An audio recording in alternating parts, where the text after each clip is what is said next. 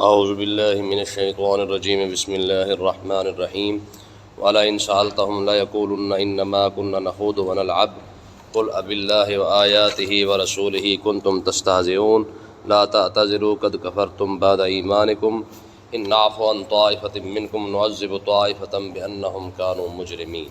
سبحان اللہ۔ کل کے سبق کے اندر اللہ تبارک و تعالیٰ نے منافقوں کی ایک بات ارشاد فرمائی تھی کہ منافق اس بات سے ڈرتے تھے کہ کہیں قرآن ان کے بارے میں نازل نہ ہو جائے۔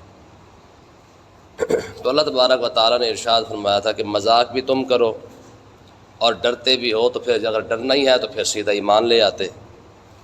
تو آگے اللہ تبارک و تعالیٰ نے اسی بات کو جو ہے وہ جاری رکھا ہے، ارشاد فرمایا وَلَئِن سَأَلْتَهُمْ، اے محبوب اگر آپ ان سے پوچھ لیں، سوال کر لیں کہ تم ہنسی مذاق کیوں کرتے ہو، اسلام پر مذاق کیوں کرتے ہو، اسلام کے خلاف باتیں کیوں کرتے ہو۔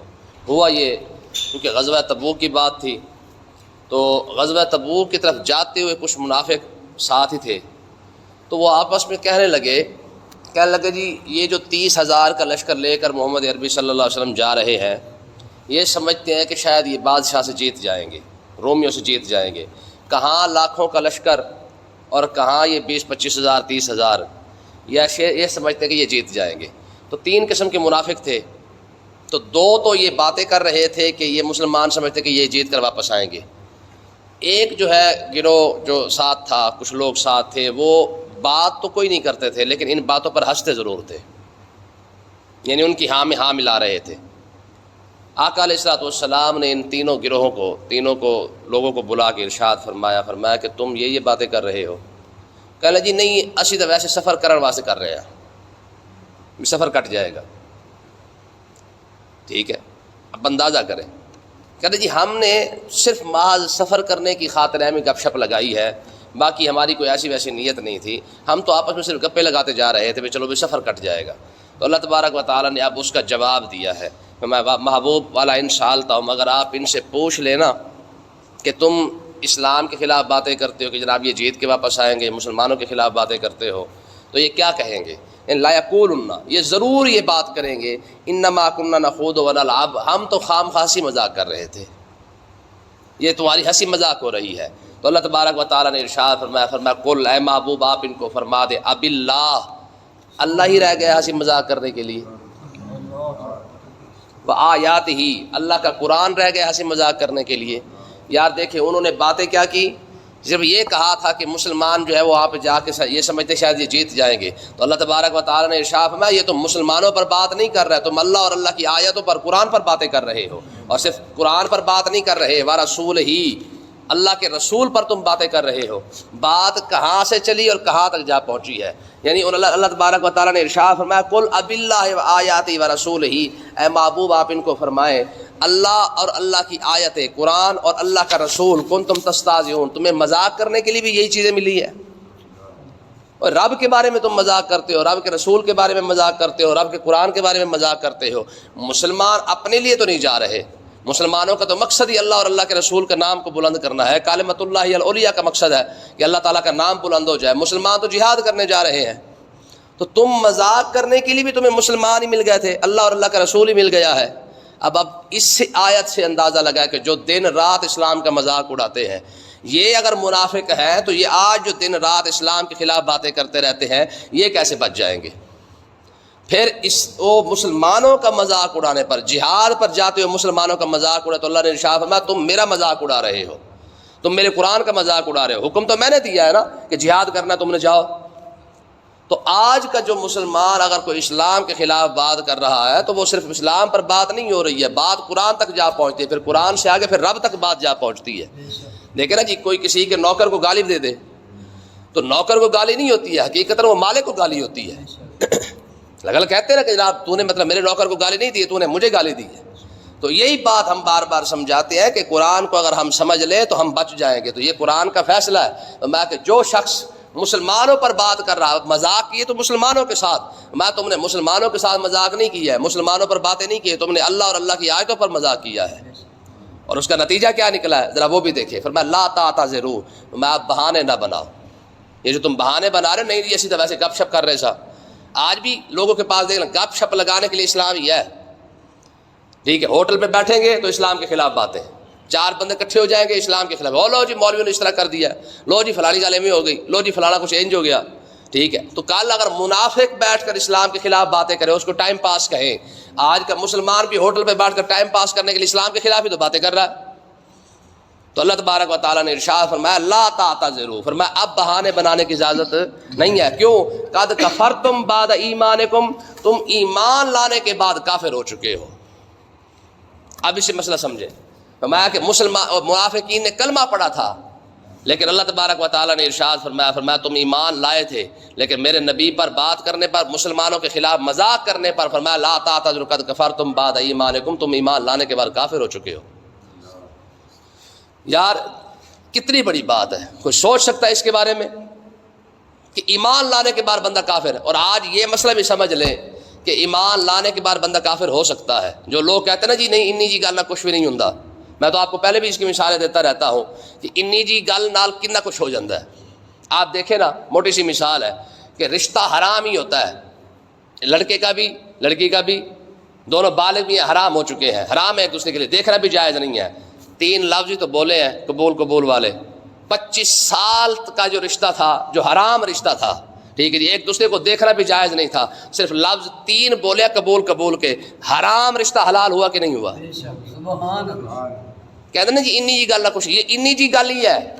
ٹھیک ہے, اور اگلی بات ہے کہ ایک اور مثال میں نے آپ کو دی تھی کہ ایک شخص 80 سال کا بوڑھا ہے لیکن ہے کافر, پڑھا ہے صرف لا الہ الا اللہ محمد رسول اللہ, صرف یہ 2 جملے بولے ہیں, لا الہ الا اللہ محمد رسول اللہ.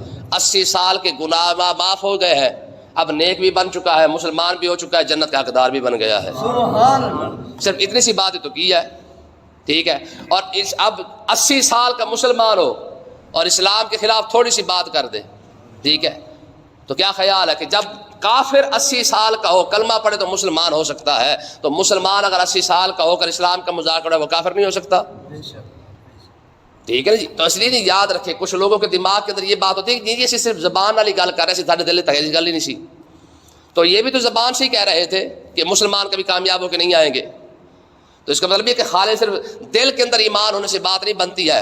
امام اعظم ابو حنیفہ رضی اللہ تعالیٰ عنہ سے ایک شخص نے مسئلہ پوچھا, کہنے لگا جی اگر کوئی شخص دل ہی دل میں اللہ کو وحدہ لا شریک مانے, اللہ کے رسول کو مانے, قرآن کو مانے, فرشتوں کو مانے, سارا کچھ جو قیامت کا یعنی سارے معاملات کو مانے, لیکن مانے دل کے ساتھ, زبان سے اس کا اقرار نہ کرے, کیا وہ مسلمان ہے کہ نہیں؟ آپ نے فرمایا نہیں ہے, وہ بندہ مسلمان نہیں ہے. اگر ایک شخص دل ہی دل کے اندر اللہ کو وحدہ لا شریک مان رہا ہے, ٹھیک ہے, اس کے بعد جناب اللہ کے رسول کو مان رہا ہے, قرآن کو مانتا ہے, قیامت کو, فرشتوں کو, ہر چیز مان رہا ہے, لیکن مانتا دل کے اندر ہے, زبان سے اس کا اقرار نہیں کر رہا ہے, تو فرمایا کافر ہے. کیوں؟ اقرار باللسان و تصدیق بالقلب, صرف زبان دل سے تصدیق کرنے کا نام نہیں ہے, زبان سے اس کا اقرار کرنا بھی ضروری ہے. سبحان اللہ. تو یہ امام اعظم ابو حنیفہ رضی اللہ تعالیٰ عنہ کا فتویٰ ہے. فرمایا زبان سے جب تک اس کا اظہار نہیں کرے گا بندہ کیا ہوگا؟ کافر ہوگا. ٹھیک ہے, تو اس لیے اللہ تبارک و تعالیٰ نے ان کو بھی یہ ارشاد فرمایا, انہوں نے کہا تھا جی ہم تو ٹائم پاس کرنے کے لیے یہ باتیں کر رہے ہیں, تو اللہ تعالیٰ نے ارشاد فرمایا کہ قد کفرتم بعد ایمانکم, ایمان لانے کے بعد تم کافر ہو چکے ہو. ٹھیک ہے, تو اس کا مطلب یہ کہ ایمان لانے کے بعد بندہ کافر تو ہو ہی جاتا ہے. شیطان کے بارے میں کیا خیال ہے؟ کہا تھا نا آدم علیہ السلام جی پہلے تو مسلمان تھا نا, کم سے کم مسلمان اتنا تھا کہ اللہ کو وحدہ لا شریک کو مانتا تھا, کم سے کم آج بھی مانتا ہے, لیکن کیا ہوا؟ اس نے کہا خلقتہ من نار و خلقتہ من طین, کہ میں آدم علیہ السلام سے زیادہ بہتر ہوں. تو اللہ تعالیٰ نے کیا فرمایا؟ فرمایا فخرج فانک رجیم. ایک لفظ تو یہ ہے ابا واستکبر وکان من الکافرین, اور دوسرے لفظ یہ ہے اللہ تعالیٰ نے ارشاد فرمایا اس نے تکبر بھی کیا اور کافر بھی ہو گیا ہے. اس کا مطلب یہ کہ شیطان پہلے کافر نہیں تھا, حالانکہ رب کو مانتا ہے, آج بھی مانتا ہے, لیکن کافر نہیں تھا. جب تک رب کو مانتا رہا تب بھی کافر نہیں تھا, آج بھی رب کو مانتا ہے, کافر نہیں ہے اس لحاظ سے. لیکن جیسے اس نے کہا خلقتہ من نار و خلقتہ من طین, کہ میں آدم علیہ السلام سے بہتر ہوں, تو اللہ تعالیٰ نے ارشاد فرمایا ابا واستکبر وکان من الکافرین, فرمایا اس نے میرے آدم علیہ السلام کی توہین کیا, غرور کیا, آکڑ دکھائی ہے, وکان من الکافرین, کافر ہو چکا ہے. ٹھیک ہے, تو اگلی بات ہے فرمایا ان نعفو عن طائفۃ منکم, اگر تم میں سے, دیکھیں چانس دیکھیں, اتنی بات ہونے کے باوجود بھی رب چانس دے رہا ہے. وَإِن نَعْفُ عَن طَائِفَةٍ مِّنكُمْ، اگر تم میں سے کوئی توبہ کر لے سچے دل کے ساتھ. موقع تو ہے نا. آقا علیہ السلام کے بعد جبریل علیہ السلام حاضر ہوئے. آقا علیہ السلام کا آخری وقت تھا اور تکلیف بھی ہو رہی تھی. اما عائشہ صدیقہ فرماتے جب میں نے حضور کو تکلیف میں دیکھا نا تو پھر میرے دل سے یہ خیال ہی نکل گیا. فرمایا کہ اگر حضور کو اتنی تکلیف ہو رہی ہے تو پھر کسی کو کوئی اور تو پھر بچتا ہی پیچھے کوئی نہیں ہے. ٹھیک ہے، لیکن انبیاء کی تکلیف ان کے درجات کو اور مزید بلند کر دیتی ہے. ٹھیک ہے جی، یاد رکھیں یہ بھی اگر موت کے اندر کسی کو سختی کے اندر دیکھے نا تو دو صورتیں ہو سکتی ہیں. اگر تو گناہ گار ہوگا تو اللہ تبارک و تعالیٰ اس کی گناہ معاف فرما دے گا. موت کی سختی سے بھی گناہ معاف ہوتے رہیں گے. اگر نیک ہوا تو اللہ تعالیٰ ان کے درجات کو بلند فرما دے گا، کیونکہ یہ سرکار کا فرمان ہے. فرمایا میری امت کے اندر کسی شخص کو ایک کانٹا بھی چبھ گیا نا اللہ تعالیٰ اس کا بھی اس کو ثواب ضرور عطا فرمائے گا، اجر ضرور عطا فرمائے گا. تو اس لیے نا نزاع کے اندر ضروری نہیں کہ جناب کوئی بندہ، ہمارے ہاں ویسے عام یہ مشہور ہے کہ ہم سمجھتے ہیں کہ اگر کسی شخص کی جو ہے وہ جان نہیں نکل رہی ہے تو ہم سمجھتے ہیں شاید یہ اس کی گناہ کی شامت ہے. ایسی بات نہیں ہے. ہاں دونوں صورتیں ہو سکتی ہیں. اگر نیک ہوا تو اللہ تعالیٰ اس کے درجات کو بلند فرما دے گا. ٹھیک ہے، اگر گناہ گار ہوا تو اللہ تعالیٰ اس کے گناہ مٹا دے گا. آقا علیہ السلام کے جب آخری لمحات تھے نا، ٹھیک ہے، اما عائشہ صدیقہ فرماتی ہے میں حضور علیہ السلام کا ہاتھ مبارک خود پکڑ کے پانی میں ڈال کے خود حضور کے ہی چہرے پر پھیرا کرتی تھی، کیونکہ ہمارے ہاتھ سے حضور کا ہاتھ زیادہ بہتر تھا. ٹھیک ہے نا جی، حضور کا اپنا ہاتھ ہی تبرک کے طور پر، یار تبرک کے طور پر فرماتے کہ حضور کا اپنا ہاتھ میں جو ہے وہ پانی کے اندر ڈال کر حضور کے چہرے انور پر پھیرتی. ٹھیک ہے جی، فرماتا کہ حضور کی اپنے ہاتھ کی برکت اپنے ہی جسم مبارک کو ملتی رہے. تو بہرحال تو اللہ تبارک و تعالیٰ کی رسول اللہ کی بارگاہ اقدس میں جناب جبریل حاضر ہوئے تو آقا علیہ السلام نے ارشاد فرمایا جبریل میری امت کو بھی اتنی تکلیف ہوگی جتنی تکلیف مجھے ہو رہی ہے. دیکھیں یار درد کیسا محسوس ہوتا ہے. آقا علیہ السلام نے ارشاد فرمایا جبریل میری امت کو جتنی تکلیف تم لوگوں نے دینی ہے نا، اسرائیل علیہ السلام ساتھ کھڑے تھے، میں وہ ساری کی ساری مجھے دے دو، میری امت کو چھوڑ دو. پھر جبریل علیہ السلام نے عرض کی یا رسول اللہ آپ کی امت کے بارے میں اب کیا فرمائے، کیا عرض کریں. یا رسول اللہ آپ کی امت کا اگر سانس گلے تک بھی پہنچا ہوگا نا تب بھی وہ توبہ کر لے گی، اللہ تعالیٰ ان کی توبہ قبول فرما لے گا. ٹھیک ہے، اتنی تو کرم نمازی فرما دی نا یار. فرمایا کہ اگر مرتے دم سے ایک لمحہ پہلے بھی اگر وہ توبہ کر لے گا تو اللہ تبارک و تعالیٰ اس وقت بھی اس کی توبہ قبول فرما لے گا. پوری خدا کی قسم امت مصطفیٰ کے پیچھے جتنی امتیں ہیں اٹھا کے دیکھیں کسی ایک امت کے بارے میں یہ بات نہیں ملتی ہے کہ جناب مرنے سے پہلے ایک لمحہ پہلے توبہ کر لے تو اللہ تعالیٰ قبول فرما لے. تو حضرت جبریل علیہ السلام نے عرض کی یا رسول اللہ صرف ایک لمحہ پہلے، صرف ایک لمحہ پہلے بھی اگر آپ کی امت کے آپ کی کسی امتی نے توبہ کر لی اور دوسرے لمحے اس کی سانس نکل گئی اللہ تعالیٰ اس کی توبہ قبول فرما لے گا. ایک تھوڑی نعمت ہے. ٹھیک ہے، اگلی بات اللہ تعالیٰ نے ارشاد فرمایا یہاں دیکھو سارے منافقوں کا چٹھا بٹھا کھول دیا گیا ہے، لیکن اس کے باوجود کرم دیکھیں کیا ہو رہا ہے. مَإِن نَعْفُ عَن طَائِفَةٍ مِّنكُمْ، میں اگر تم منافقوں میں سے اب بھی کوئی شخص توبہ کر لے تو اللہ تبارک و تعالیٰ نے ارشاد فرمایا ہم اسے معاف فرما دیں گے. ٹھیک ہے یار، ایک بندے کے کرتوت سامنے ہے، اسے کتنی بار چانس دیا جا رہا ہے. اب منافقوں کے بارے میں کتنا کچھ آ چکا ہے. ٹھیک ہے، لیکن اس کے باوجود بھی رب نے یہاں ارشاد فرمایا ان نعفو عن طائفۃ منکم، اگر تم میں سے اب بھی کوئی شخص، کوئی گروہ، کوئی منافق توبہ کر لے ہم اسے معاف فرمانے کے لیے تیار ہیں. شیخ سعدی رحمۃ اللہ علیہ کا بڑا خوبصورت شعر تھا. آپ فرماتے تھے کرم بھی و لطف خدا بندگار، گناہ بندہ کر داشت او شرمسار. آپ نے فرمایا تھا، شیخ سعدی نے فرماتے تھے کہ کبھی تم نے ایسا بھی دیکھا ہے کہ معافی مانگنے والے کو جلدی نہیں ہے، معافی دینے والے کو جلدی اڑی ہے. سبحان اللہ.